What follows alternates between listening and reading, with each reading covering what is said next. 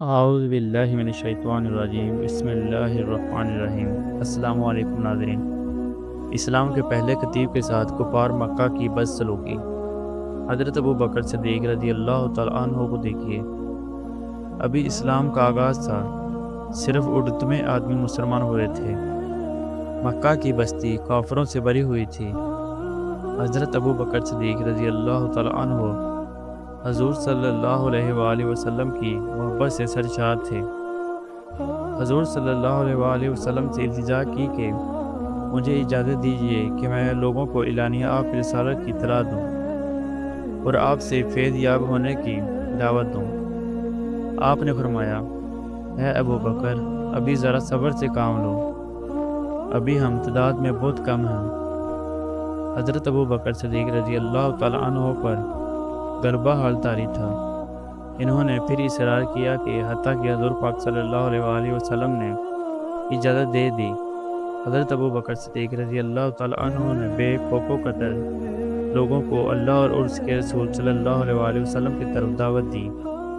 حافظ بن کثیر رحمۃ اللہ علیہ لکھتے ہیں، حضور صلی اللہ علیہ وآلہ وسلم کی بعثت کے بعد حضرت ابو بکر صدیق رضی اللہ تعالیٰ عنہ پہلے خطیب ہیں جنہوں نے لوگوں کو اللہ اور اس کے رسول صلی اللہ علیہ وآلہ وسلم کی طرف بلایا۔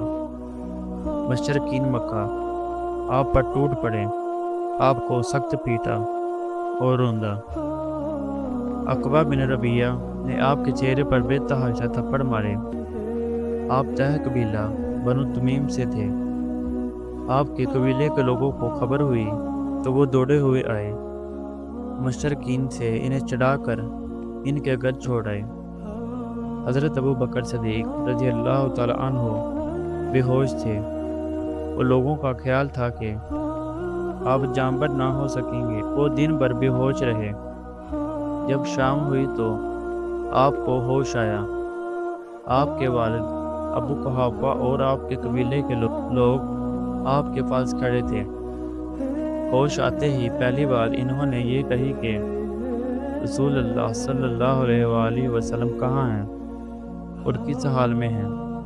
ان کے قبیلے کے لوگ سخت برہم ہوئے اور انہیں ملامت کی کہ جس کی وجہ سے یہ ذلت و رسوائی تمہیں اٹھانی پڑی اور یہ مار پیٹ تمہیں برداشت کرنی پڑی۔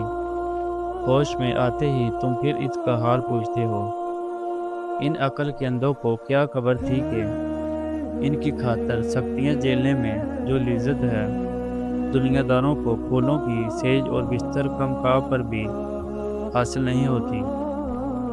ان کے قبیلے کے لوگ مایوس ہو کر اپنے گھروں کو لوٹ گئے اور ان کی ماں ام الخیر سے کہہ گئی کہ جب تک محمد صلی اللہ علیہ وآلہ وسلم کی محبت سے یہ باز نہ آ جائے، اس کا بائیکاٹ کر اور اسے کھانے پینے کو کچھ نہ دو۔ ماں کی امامت تھی، جی بھر آیا، کھانا کر سامنے رکھ دیا اور کہا کہ دن بھر کے بھوکے ہو، کچھ کھا لو۔ حضرت ابو بکر صدیق رضی اللہ تعالیٰ عنہ نے کہا، ماں اللہ کی قسم، میں کھانا نہیں چکھوں گا اور پانی کا ایک گھونٹ تک نہیں پیوں گا جب تک حضور پاک صلی اللہ علیہ وآلہ وسلم کی زیارت نہ کروں۔ حضرت عمر رضی اللہ تعالیٰ عنہ کی بہن ام جمیل آ گئیں اور بتایا کہ حضور پاک صلی اللہ علیہ وآلہ وسلم بخیریت سے ہیں، دارا رقم میں تشریف فرما رہے ہیں۔ حضرت ابو بکر صدیق رضی اللہ تعالیٰ عنہ زخموں سے چور تھے، چلنے کے قابل نہ تھے۔ اپنی ماں کا سہارا لے کر بارگاہ رسالت میں حاضر ہوئے۔ حضور پاک صلی اللہ علیہ وآلہ وسلم ان پر جھک پڑے اور انہیں چوما۔ حضور صلی اللہ علیہ وآلہ وسلم پر سخت گریہ طاری تھا۔ اللہ کی لاکھ لاکھ رحمتیں ہوں اس عظیم و جلیل القدر صحابی پر۔ اللہ ہمیں ان کی صحیح انتباہ نصیب فرمائے، آمین۔